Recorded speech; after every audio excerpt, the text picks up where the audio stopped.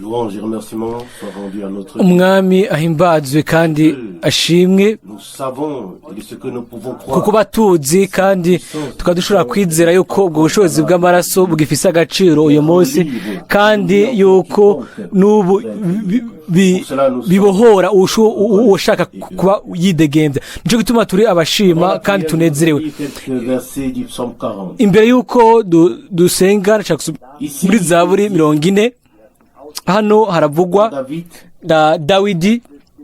oui, il a exprimé Aha rero yaravuze muri Zaburi 40 umurongo wa kabiri, je suis attendu au Seigneur. aravuga ngo n'umurongo wa mbere mu kirundi, narorereye uhoraho nihanganye antegera ugutwi yumva ugutakamba m'a kwanje retiré de la fosse du malheur. kandi ankura muri mugobo rw'amahonero no mwishayo ivyondo, Et il a posé mes pieds ashira sur le roc. ibirenge vyanje ku rutare, ashigikira intambuko zanje. Umurongo wa gatatu, kandi yashize indirimbo sha mu kanwa kanje, Louange à notre. niyo shimwe ry'Imana yacu.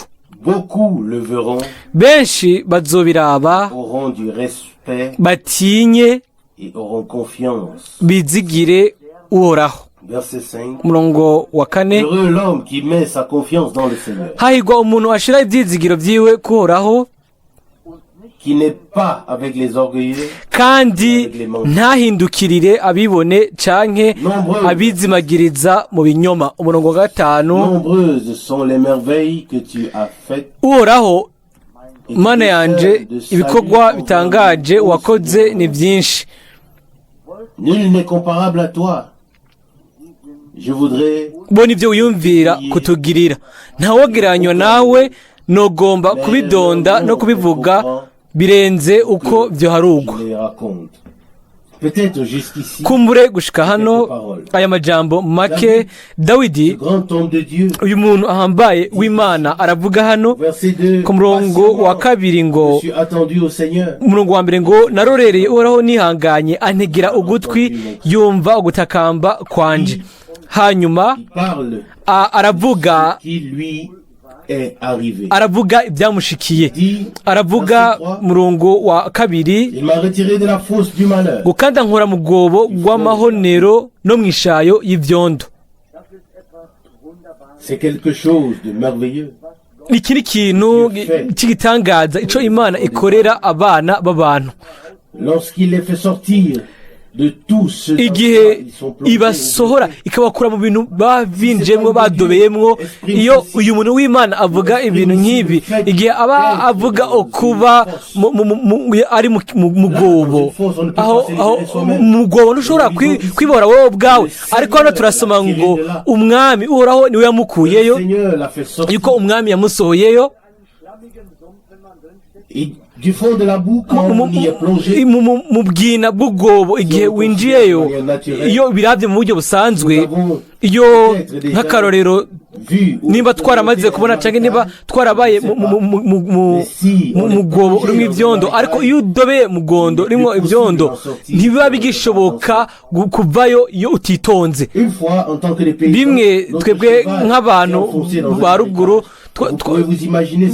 mu misozi, amafarasi yacu yarashobora kudobera mu vyondo, ntushobora gusigura neza ingene byaba bimeze. Bakundwa, aho kuvayo ubandanya kudobera unyika umanuka. Dawidi rero hano akavuga ngo yadobeye mu bwobo bw'ivyondo.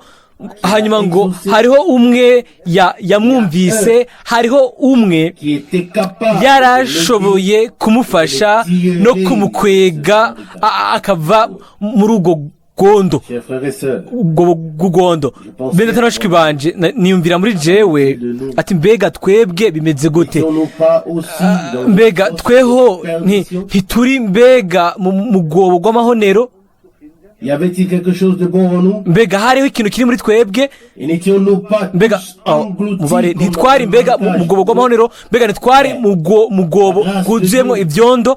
ariko ubuntu bw'Imana bwaraturondeye, bwaratubonye, kandi dushobora kuvuga ko ubuntu bw'Imana bwadusohoye muri urwo rwobo rw'ibyondo. Ariko n'ikindi kirushirije, Dawidi hano akavuga ngo yashize ibirenge byanje ku rutare. Bakundwa, igihe uba uri mu rwobo rw'ibyondo hanyuma ukabisohokamo, aho rero uramenya ico bisiguye ukuba uhagaze ku rutare cyangwa uhagaze ahantu humye hakomeye.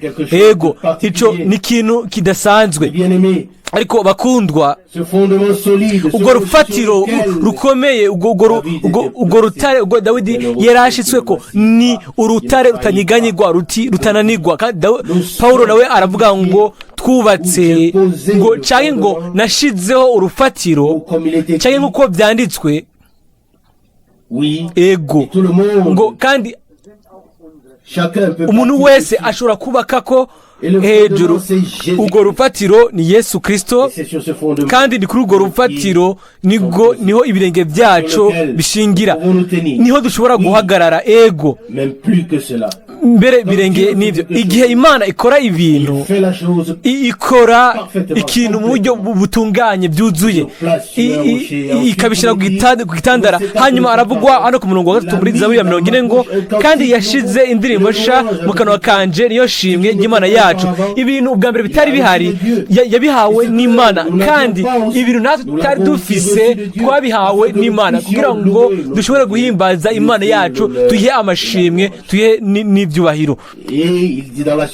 Kandi araboneka avuga mu banda ku murongo wa 3 ngo benshi bazobiraba batinye, bagira ukubaha, ngo bazizigira Uhoraho. Bene tanashiki banje, ndizera yuko natwe nta kundi kuntu twobigenza kiretse kugenda kuja kuri we, tukamugira icizere, kandi tukamuha ibyizigiro byacu.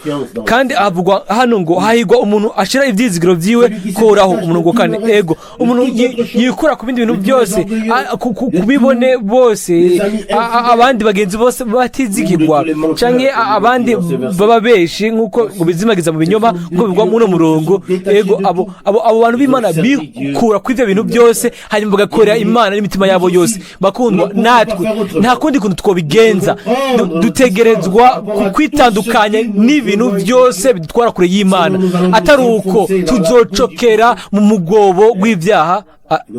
Ariko turashobora kuvuga ngo yashize ibirenge byacu ku rutandara, ku gitandara, kandi kuri urwo rutandara niho dushaka kuguma. Hanyuma Dawidi yashobora kubandanya ku murongo wa 5 ngo ibikorwa bitangaje wakoze ni byinshi Mana. Mbere y'abashiki banje, ndizera yuko ibyo ntiyabikoze gusa mu minsi ya Dawidi, ariko yanabikoze mu minsi yacu, kandi n'ubu iracabikora gushika kwino saa, kuko ntiyigeze ahinduka, aguma, kandi ni y'Imana ikora ibitangaza. Kandi abantu bayizera, abantu bayigira icizere, nibo bashobora kubona ibyo bintu. Birashoboka yuko uwundi muntu atayibonye na gato, ariko Dawidi we avuga ibi bintu. Kandi ku murongo 5 aravuga ngo ibikorwa bitangaje wakoze ni byinshi, avuga ibyo bintu. Kandi dushobora gusa kuvuga ibyo bintu nyene twabivuga mu gihe cyacu, ngo ibikorwa bitangaje wakoze ni byinshi, kandi ni umugambi wo gakiza ku bwacu. Ego turashobora kwishira ko iyo byungane. Ego uwo mugambi wo gakiza ni ibintu byiza cyane, ari kumwe natwe, kandi adushakira ineza gusa, adushakira ibyiza birushirije. Kubw'ibyo turahiriwe, turanezerewe, kandi turabahirwe. Umurongo wa 5 ibanda ngo ntawogiranywa nawe Uhoraho, ngo nogomba kubidonda no kubivuga, ariko ngo birenze uko byoharurwa. Ego ninde yoharura ibintu byose Imana ikora? Ninde ashobora kubyandika byose? Ninde ashobora byose kubitondeka? Ntibishoboka.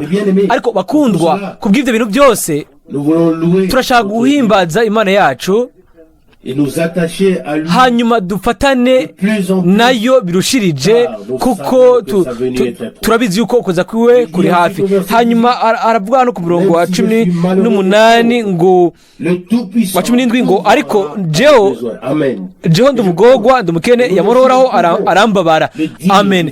Ndizere ko natwe dushobora kuvuga ibi n'umutima wose, nubwo ndi umugorwa ndi umukene ngo ushobora byose azo nyitwararika. Ico ni ikintu gitangaje gikomeye. Ibibande ko umurongo wa 17 niwe mutabazi wanje n'umurokozi wanje, ntutebe mana yanje. Imana ishobora kuduhezagira kuno mugoroba mu butunzi bw'uno bwayo. Niryo sengesho ryanje gibwina. Turahaguruka kugira ngo dusengere hamwe. Mwami wizigirwa, turagushimira mu bwina bw'imitima yacu kubwo uno mugoroba. Turagushimira kubwo uyu muhingamo. Turagushimira yuko wadukoranirije hano.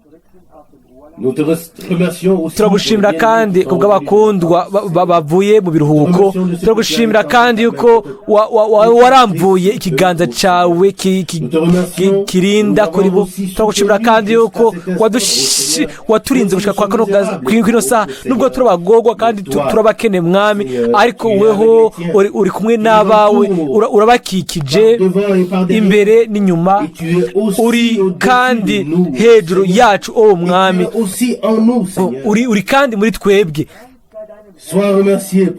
Ubishimigwe kubw'ibyo kandi izina ryawe ry'igiciro rihabwe icubahiro Mwami. N'ubu naho turaje hano kugira ngo twambaze izina ryawe, kugira ngo tuguhe icubahiro n'amashimwe kubwo ibikorwa bikomeye bitangaza, ibintu byose wakoze, kuko ibi bitangaza usohoza Mwami ni byinshi. Ibi bitangaza wakoze mu bantu ni byinshi gushika no mu misi yacu Mwami. Turaguhimbaza gato muri twebwe kandi turagusabye ngo ubandanye kubana natwe, uduhezagire Mwami.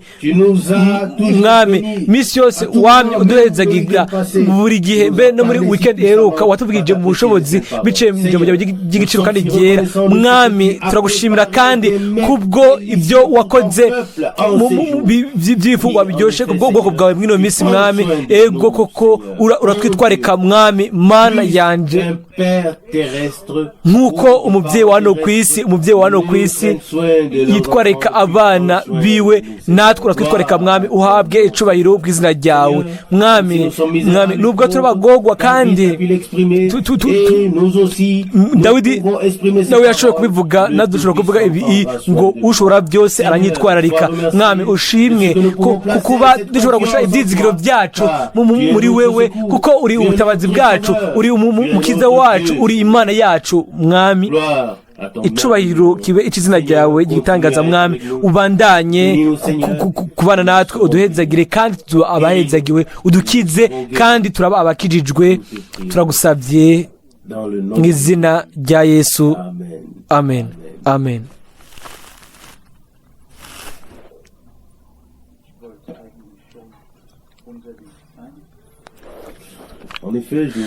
Rero nashaka kwiyunguruza, ariko twese turi hano kugira ngo duhimbaze Imana, twishime irindi rimwe.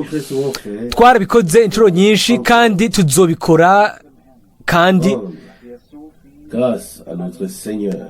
kugira ngo dushimire umwami wacu yakoze byinshi ku bwacu.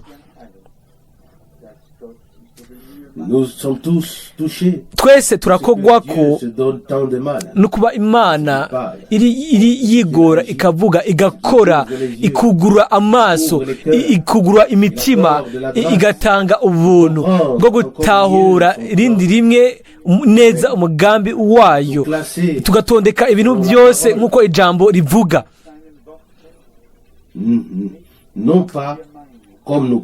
atari nk'uko tubyumvira, ariko nk'uko bimeze bigororotse imbere y'Imana. Pawulo arandikira Timotiyo qu'il doit être un ouvrier qui ko ategerezwa kuba umukozi agabura neza ijambo ariramiriza mu kuri ngo adakeneye kubitetererwa nk'uko biri mu mitima cyo 2:15 kandi uko niko natwe dushaka kuba mwino minsi abantu bo bashobora gushira neza kugaragaza ijambo ry'ukuri mu mutima nama wose kugira ngo twebwe ntiturinde gutetererwa ntituze tumaramare n'ukuri ya munsi. Murabizi uko biri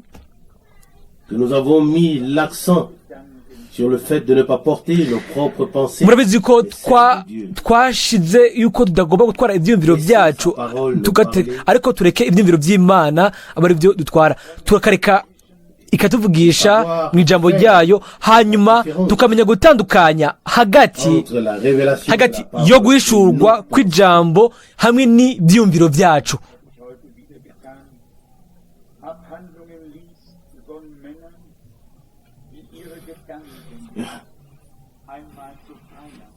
Lorsque l'on lit, et c'est ce que j'ai fait aujourd'hui, igihe usomye nibyo nakoze uyu munsi, iyo usomye ibintu abantu bareka ibyumviro byabo aba ari byo biriko birakora, ibyo usoma biba bigaragara neza yuko atakundi bisumbira ibyo bari gukora, ariko ugasanga bari neza ku ruhande y'ibintu uko byategetswe kumera, uko ushobora kubibyumva n'uko ushobora kubibona.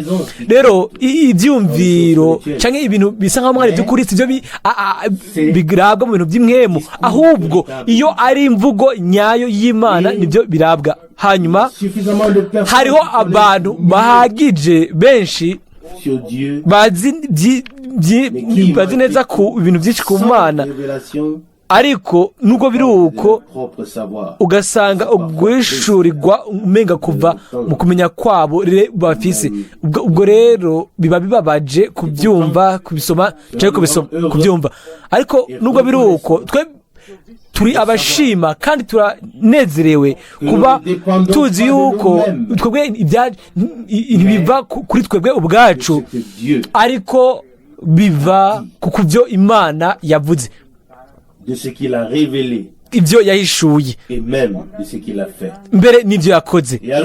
Hanyuma rero ntituba tukibazwa, ahubwo tuba turi muri abo bakira bumva no muri abo bahezagirwa n'Imana. Je suis venu ce soir pour m'asseoir. Naje uyu munsi kuno mugoroba kugira ngo nicare, sinaje kugira ngo nze hano imbere, comme si c'était une obligation pour moi. Nkaho ari byo ntegetswe kuza hano imbere, ariko uyu munsi nshaka gusubira kwicara, kiretse nimba hari umuntu afise ikibazo. Hano bavuga cyane ubutumwa by'ukuri gusumba ahandi hose uko bikorwa mu isi. Partout dans le monde, le culte est mwisi ahantu hose usanga uko bakorana bitunganijwe mu buryo butandukanye, ariko hano ni ijambo ryo rifise ikibanza cya mbere kugira ngo Imana ishobore kuronka ibyo ifite uburenganzira. Ariko birashoboka yuko umuntu afise ikibazo cya Bibiliya dushobora kuvuga ko byaba bimeze neza, byaba ari byiza. Ni bangahe bagabirije bumviriza kwa Mungu mu gatondo? C'était aussi surprenant pour moi. Najewe byarantunguye amajambo y'ubwiza y'umwami. Dieu a mis en lumière Imana yamuritse imirongo y'igitangaza myiza ya Bibiliya, kandi iyo mirongo ya Bibiliya ne doivent pas seulement être écrite sur papier, nigomba kuba gusa yanditse ku mpapuro nk'amasezerano, aho ariko ategerezwa gucika ibintu by'ukuri muri twebwe. Kandi turabona itandukaniro hagati y'ibintu by'indoto abantu biyubakira ubwabo hamwe n'ibintu bifatika by'ukuri by'Imana. Muri ibyo ari byo twashizwemwo n'Imana. Amen. Jésus-Christ était Fils de Dieu. Yesu Kristo yari umwana w'Imana. Parole qui a été faite chair. jambo yambaye umubiri Nous kandi sommes fils et filles de Dieu. twebwe turi abahungu n'abakobwa b'imana none mbega byotangaza nde Que la partie de l'écriture qui a été yuko promise, igice cy'ibyanditswe cyasezeranijwe muri kino gihe que cette partie de l'écriture yuko doit icyo gice maintenant cy'ibyanditswe devenir une réalité ubu vive. gitegerezwa gucika ibintu by'ukuri bifatika biciye muri twebwe kuko n'ibyanditswe nabyo byasohoje Avec notre Seigneur dans son temps. hamwe n'umwami wacu mu gihe ciwe tugeze gusoma ubwo butumwa bubiri basi nk'inshuro zibiri cyangwa zitatu ni ubutumwa bubiri buheruka ubwo nibwo rufatiro niyo shingiro Sur lesquels on a construit depuis le début. twubakiye ko guhera ku ntango rero turabona uko bimeze Il s'agit des différentes semences. bijyanye no kubana imbuto zitandukanye kandi muri ibyo rero Considérer la semence de Dieu. dutegerezwa kwihweza ko ku rubyaro rw'imana Et il est certain que Dieu nta nkeka sur la terre. imana irafise urubyaro hano ku Vous isi savez, murabizi j'avais l'intention de le garder pour moi. ibyo nagomba kubyigumizako ariko ndashaka kubivuga byarangoye gusobanura igihe muri Tabernamu yavuga ngo Nowa Était la parole de Dieu. yari ijambo ry'imana mu gihe ciwe Alors, j'avais vraiment eu tellement mu by'ukuri byarangoye mu buryo bushoboye bukomeye naravuze ati none mwami ibi mbega bivuga mu buryo bwiza bumeze gute namwe ntimwibaze ni gute bivuga mu buryo bwiza Je voulais nashaka être plus clair. kubitomora neza Et à moi-même, il me manquait à hanyuma ntajewe ubwanje sinari ntomokewe exprimer. ku bintu byari bivuzwe ngaho Car, kuko d'une part, ku ruhande rumwe ijambo ry'umwami ryabwiwe Nowa ku rundi ruhande risohoza muri we yari ngaho nk'icamwa c'imana c'ijambo iryo yari yabwiwe n'était pas là comme une théorie. ntiyari ngaho nk'ibintu by'amajambo gusa ariko cari ikintu gifatika gihari Et tout cela est devenu clair. ivyo rero byose byabaye ibitomoye muri jewe inyuma y'igikorwa cyo kwa mungu mu gatondo C'était terminé. igihe igikorwa cyari kirangiye aho by'ukuri niho byatanguye kududubiza muri jewe hanyuma ibyumviro byaje muri jewe Moïse était la hanyuma parole de Dieu muri Tabernamu yaravuga ngo Mose yari ijambo ry'Imana mu gihe ciwe et que Dieu me pardonne. Imana imbabarire Mais vous pouvez le lire. ariko namwe ubwanyu murashobora kubisoma Peut-être que birashoboka yuko aho nasobanuye ngo Mose yari afise ijambo ry'Imana mu gihe ciwe vous imaginez cela? urashaka kwibaza ivyo sindabizi neza Ici et là dans le birakwiye kugenda duhiga hano na hariya uhereye aho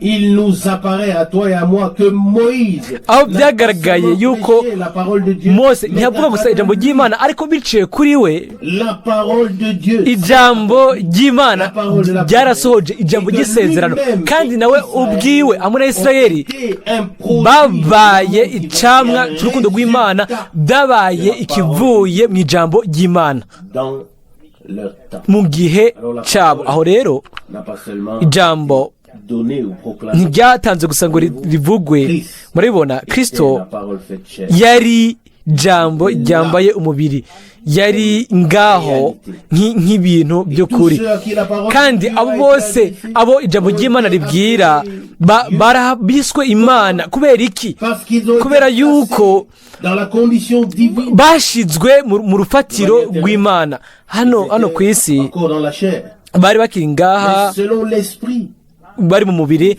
ariko mu mpwemu bari abana b'Imana bari abantu abo umwami mbere no muri ico gihe yakoreye ibikomeye mbega twebwe bimeze gute mw'ino minsi iyi minsi aho umugambi w'Imana w'agakiza twawuhishuriwe ukatugaragarira nk'uko bitigeze kubaho ntihigeze habaho igihe aho ibyiyumviro by'Imana n'amabanga y'ijambo hamwe n'inama yose y'umwami aho byigeze kugaragazwa bigahishurwa mu buryo bw'ibwina no mu buryo bwagutse kandi no mu buryo bwo hejuru cyane nk'uko byabaye muri ino minsi. Ibyo rero byarabaye biba mu mpamvu iri hejuru ikomeye. Abana b'Imana bategerezwa kugaragara. Ijambo twabwiwe ritegerezwa kandi rizogaragazwa nk'ikintu cy'ukuri cy'Imana, rizoba ari ijambo ry'Imana nk'uko umwami wenyine ubwiwe nk'umwana w'Imana uko ego ibyanditswe byasohoreza muri we niko bitegerezwa kuba hamwe natwe. Ndizera yuko turegera imbere tugana kuri ibyo kandi ntidukekeranya yuko ibyo twizera ni ijambo ry'Imana kandi yuko Imana ntiyemeza ntishimangira ibyiyumviro by'abantu ariko ishimangira ijambo ryayo. Ibyo nibyo nabyo turabizi, ntidukeneye no gukekeranya ariko turashobora kurindira mu kwizera kwitega yuko ijambo ubwaryo rifise ubushobozi bw'Imana kugira ngo bitume isezerano riri muri ryo birigira ibintu bifatika bihari bishitse. Igihe ijambo ryabwirwa Mariya, ijambo ry'isezerano, nta kwihata na kumwe k'umuntu kwari gukenewe, ahubwo n'igihushane ukwihata k'umuntu byari ahubwo kubuza igikorwa cy'Imana. Ijambo ryaratangajwe, Mwemu afatana naryo, yifatanya naryo. Ehe rero ijambo riba ryambaye umubiri, Kristo aravuka. Ni nako bimeze kuri twebwe. Igihe mwene Branham ashimitse, igihe avuze ngo si ibyo ubwacu dushobora gukora ubwacu ngo hanyuma ngo tuze ngo tuvuge ngo nabikoze, ariko bijanye n'ivyo Imana ikora, kandi ico nico kintu giharugwa mu maso y'Imana. Turizera yuko nk'uko atagukekeranya yuko ijambo ryatanzwe muri ubwo buryo nyene, Mwemu azogwa ku ijambo, ku rubuto jambo. Ibyo nibyo nabyo biri muri ubwo butumwa bubiri buheruka ko mu kutera, mu kubiba hariho imvura ya mbere, n'imbere yo gusarura hari imvura ya nyuma. Mweta Branham akavuga ngo abantu iyo ubu bavuga imvura ya nyuma ni ubusazi, akoresha iryo jambo ni ubusazi. Turizera yuko Imana izorungika imvura ya nyuma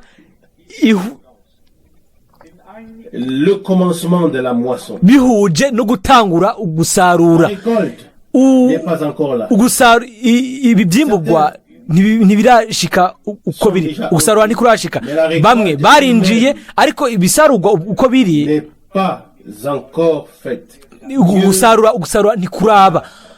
Imana izobizana mu kigega, urugano ruzoshirwa mu kigega, hanyuma urwamfu ruturigwe. Haravugwamo ibintu byinshi mu majambo. Ndanezwa ko mwendata Rusi yagize ibyo kugeranya bifatika. Rimwe biba bikenewe yuko dukura mu bintu bishika mu bintu bisanzwe tukabigaragaza kugira ngo tumenye neza uko biri mu bintu by'ukuri. Kandi ibyo rero byavuzwe mu buryo bwiza cyane. Ubwobo bw'ibyondo rugereranywa kandi rushingiye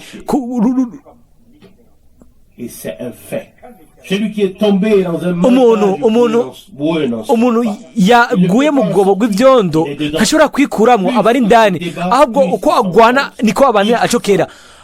Birakwiye yuko asohogwamo ngaho, birakwiye yuko akugwamo, hagira umukurayo.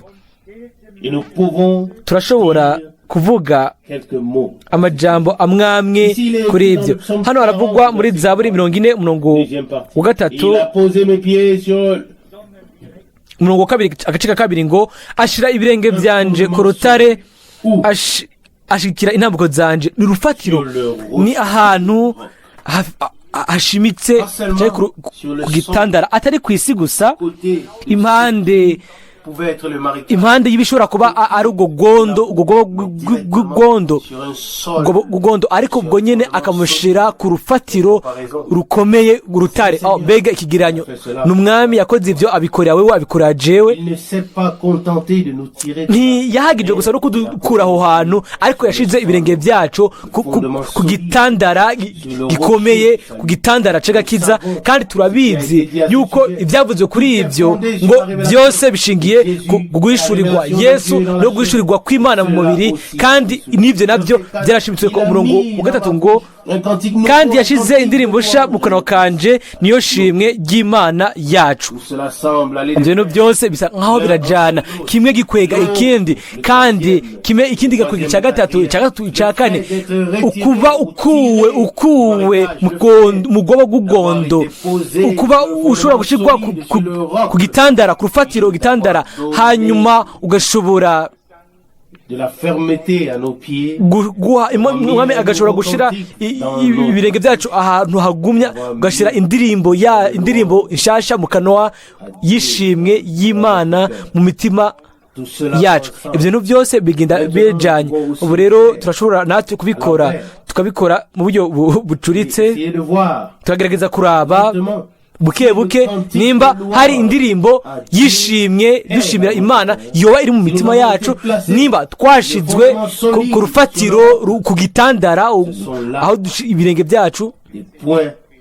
Ibyo ni ibintu bikomeye mu buryo bw'imwemu ibyavuzwe hano, kandi mu bwina bwabyo ibyo byose birajyana, kimwe gikurikira ikindi, kandi ibyo bigenda uko gushika no ku ndirimbo yishimwe ku bw'Imana yacu. Ndafise igitabo kinini nk'impapuro 900 avec le discours de hamwe n'imvugo ibyo Martin Luther avuga. Ico gitabo kiri mu biro byanje, iyo nkeneye guhumurizwa.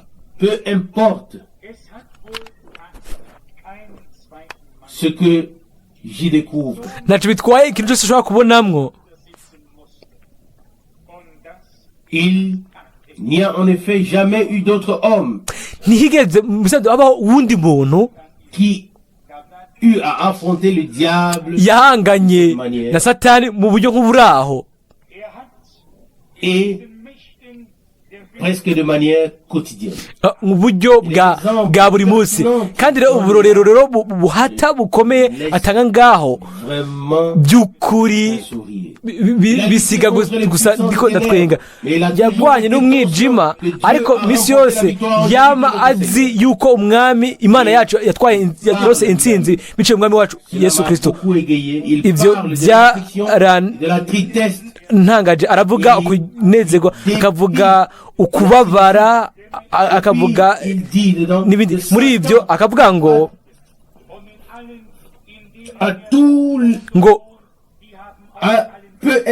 Satani arashobora kuba ashavuye kuko ngo yakorowe mu bwiza, ngo kandi ahantu hose yicaye nabo baba bafise impamvu zose zo kumera nkawe, ni ukuvuga babe bashavuye. Ariko uwizigira Imana akaraba mu rundi ruhande, we arizigira.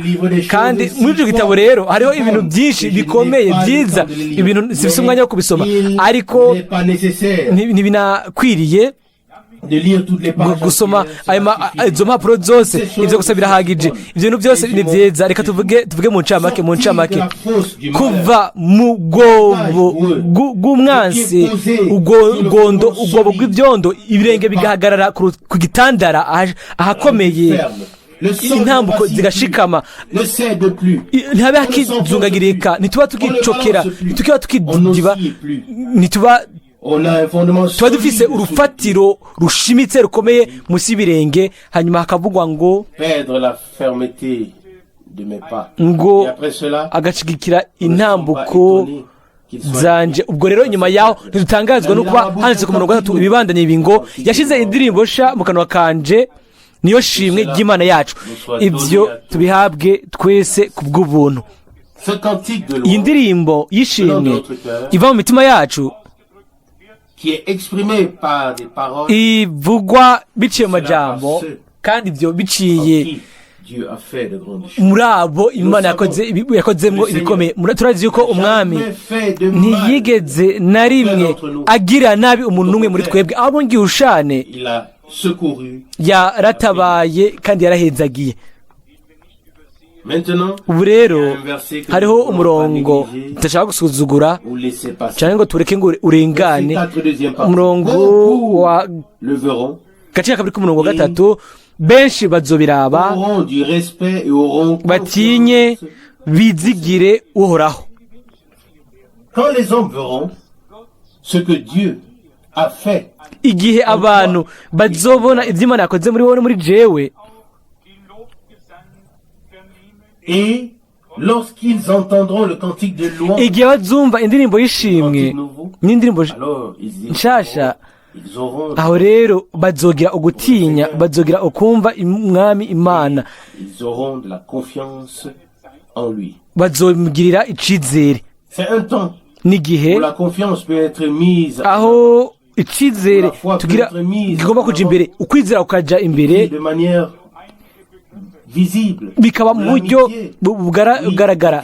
Ego n'ubucuti nabwo bukaba buhari mu buryo bugaragara, bishizwe imbere. Ayo n'amajambo atakibonekana mwini minsi, n'amajambo tutakironka. Mais ici, nous avons Ariko hano dufise ibyo dukorana n'Imana, kandi nibyo n'ubufasha bwayo n'agakiza kayo, atari ibintu bishikirizwa bifise intumbero nziza bigambiriwe. Ariko hano dufise ibyo duhura nabyo, ni ibikorwa by'Imana, ni ibintu by'Imana qui doivent nous amener ibitegerezwa kutuzana, et nous amèneront à ce kandi qui est écrit ici. bizotuzana ku byanditse hano Feront cela ngo benshi et bazobiraba auront du respect. batinye cyangwa bagire ukubaha ngo kandi bizigire umwami. N'est-il pas vrai? Mbega si by'ukuri Les gens cherchent yuko la guérison. abantu barondera gukira indwara,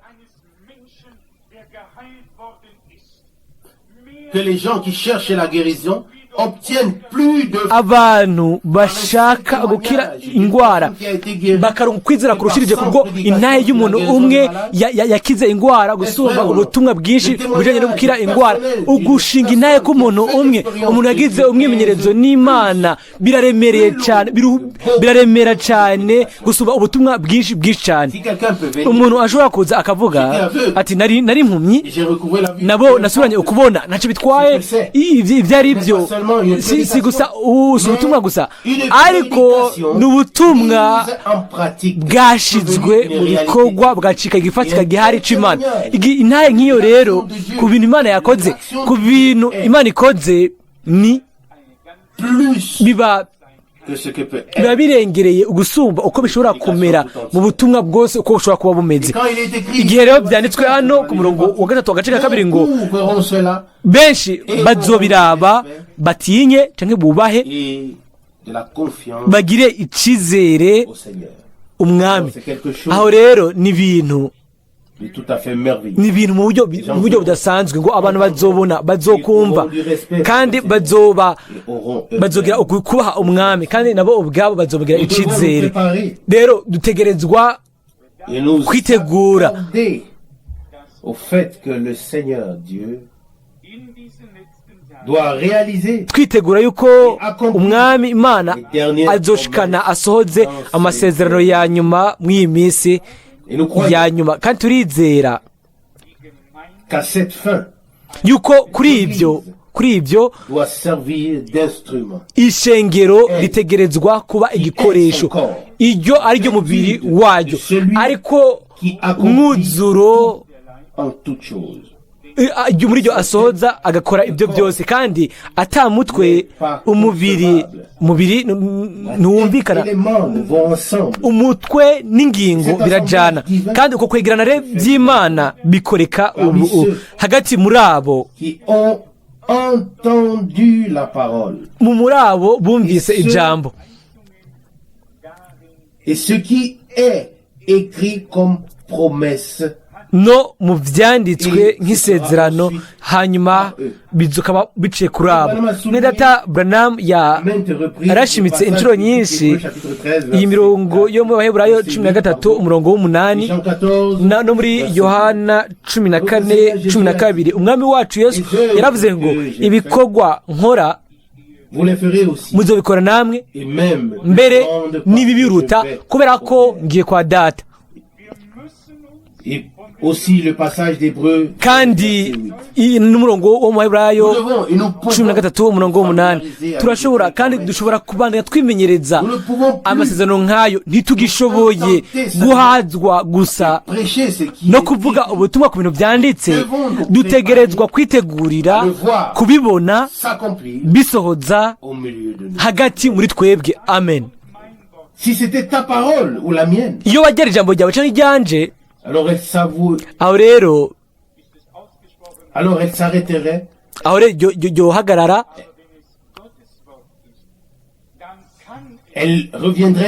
ryogaruka atacyo rizanye ari ubusa, ryo wajyavuzwe hanyuma rikazimangana.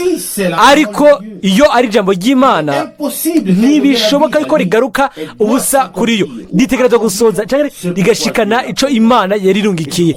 Kandi ndizera yuko umwami arahamagara umugeni jambo mw'iminsi ya nyuma.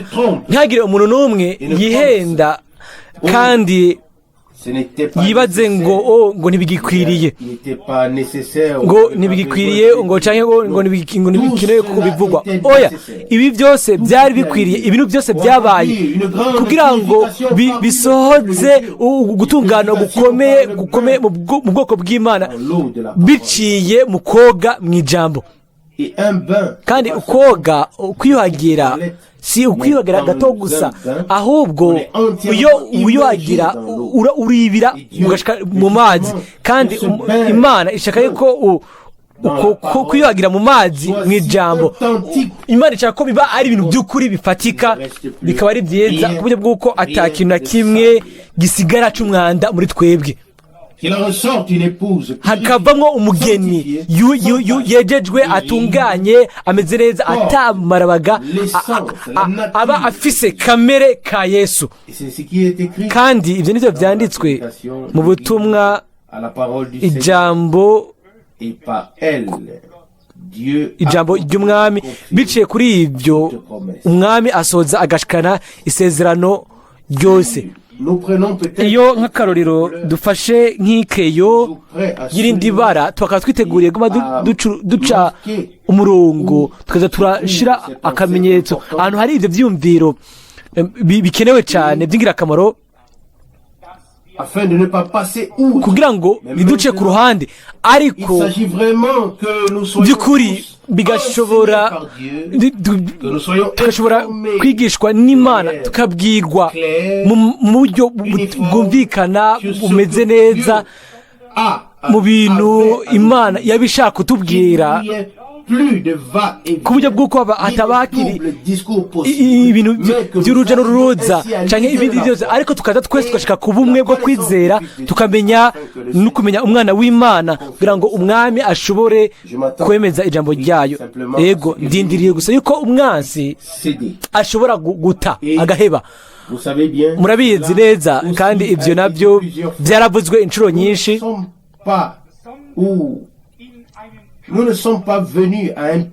Ntitwaje mu gutembera, oya, ahubwo twashizwe mu ntambara. Kandi nimba ari intambara rero ni kugwana.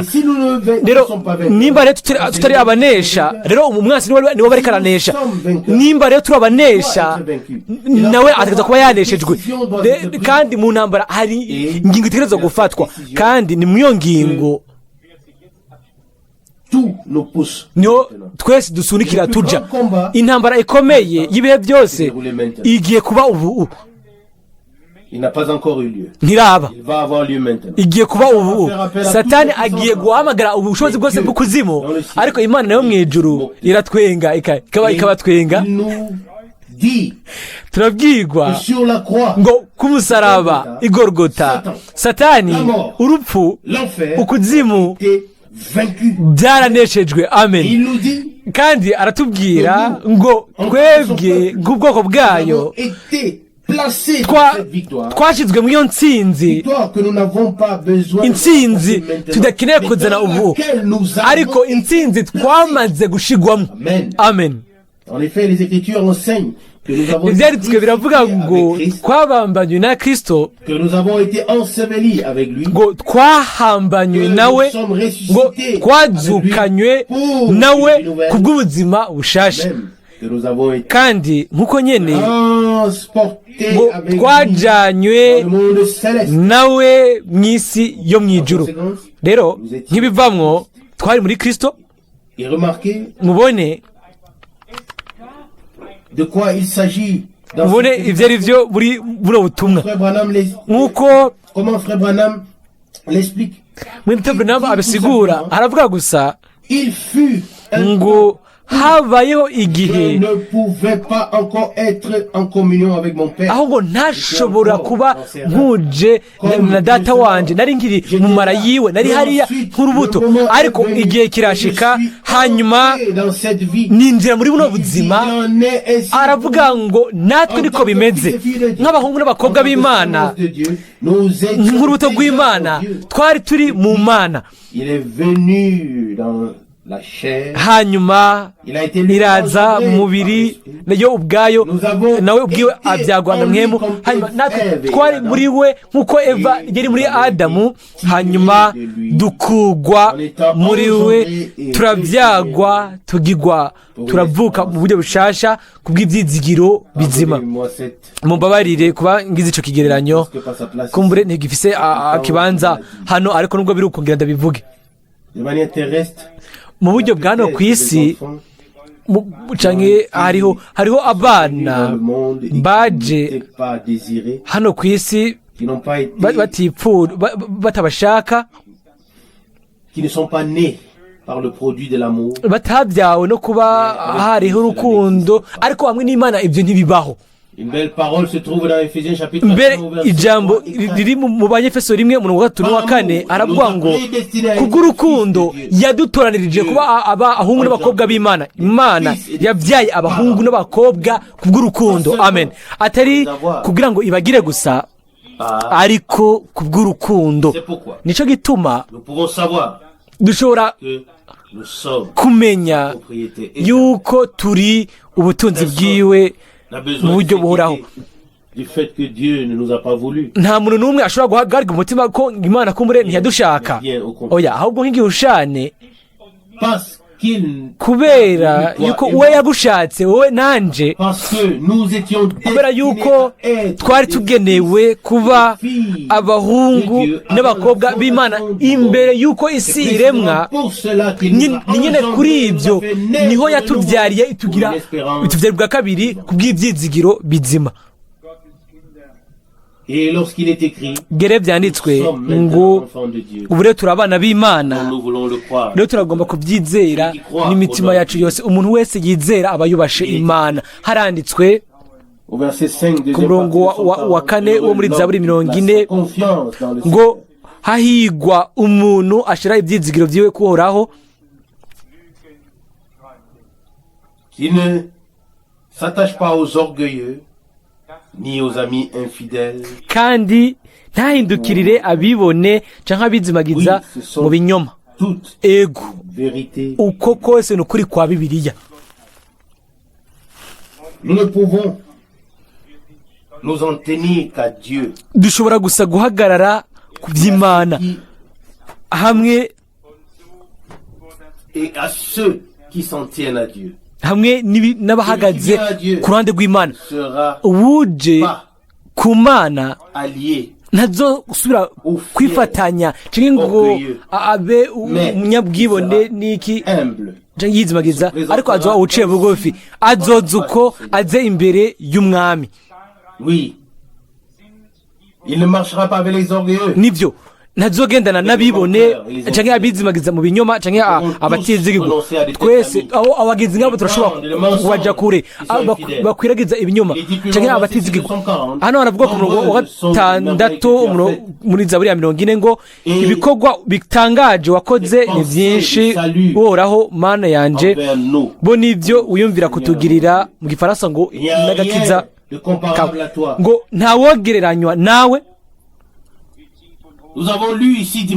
Twasomye ngaha kwa Mungu mu gatondo ngo igisomwa c'ubwenge bw'Imana, ese ngene ari byubwina ingene buri hejuru ubwenge bw'Imana no kumenya kw'Imana. Ninde yabaye umujanama wayo? Abaroma 11:33. Ninde yamenye ivyumviro byayo? Haravuga ku murongo wa 5 ngo ibitangaza wakoze ni byinshi, cyangwa ibikorwa bitangaje wakoze ni byinshi, ngo kandi ivyumviro byawe by'agakiza kuri twebwe, o Mana uhoraho Mana yanje.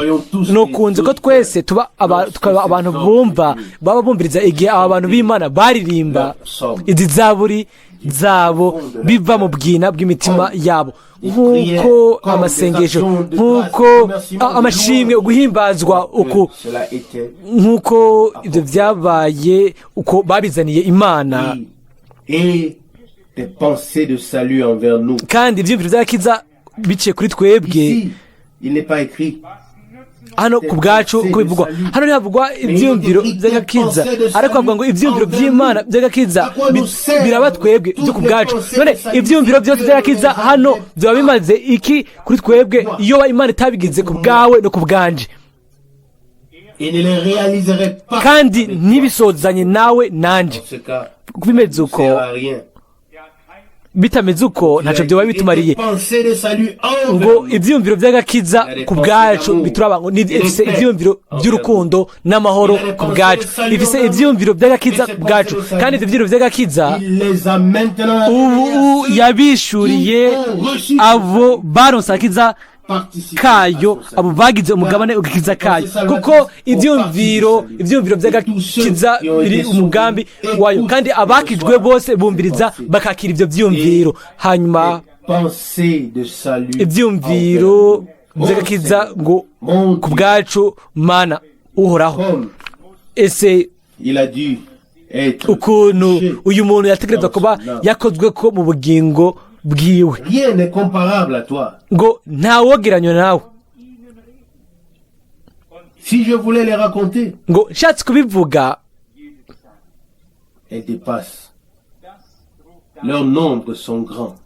ngo igitigiri cyabyo kiri hejuru, ngo ni kinini cyane.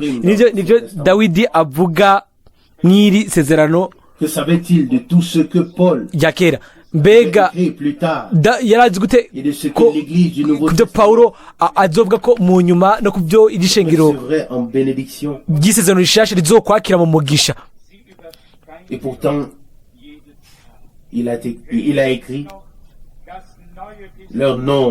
Nubwo biri uko ntacyo yarabizi ko, ariko aravuga ngo ibikorwa ibyo bitigiri byabyo ni byinshi. None twongeye ko isezerano rishasha bizogenda gute? Imana ikore ku mitima yacu kubwo amashimwe, itwereke irindi rimwe gusa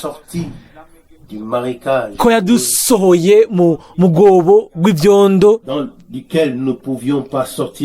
iyo aho tutashobora kwisora twebwe ubwacu, ariko muri ubwo aho twabandanya gucokeramwo twibira, ariko akaba yashize ibirenge byacu atari gusa ahantu ku rufatiro, ahubwo ku rufatiro rukomeye rw'urutare,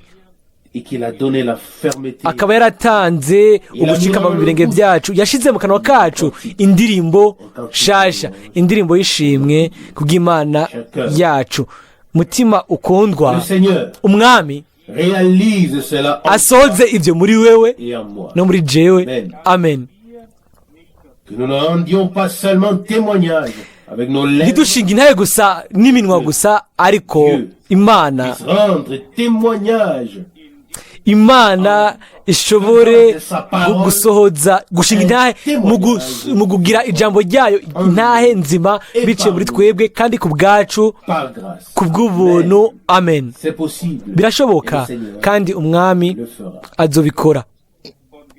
Que son saint nom. izina ryiwe ryera nirihimbazwe rishimwe. Amen. amen.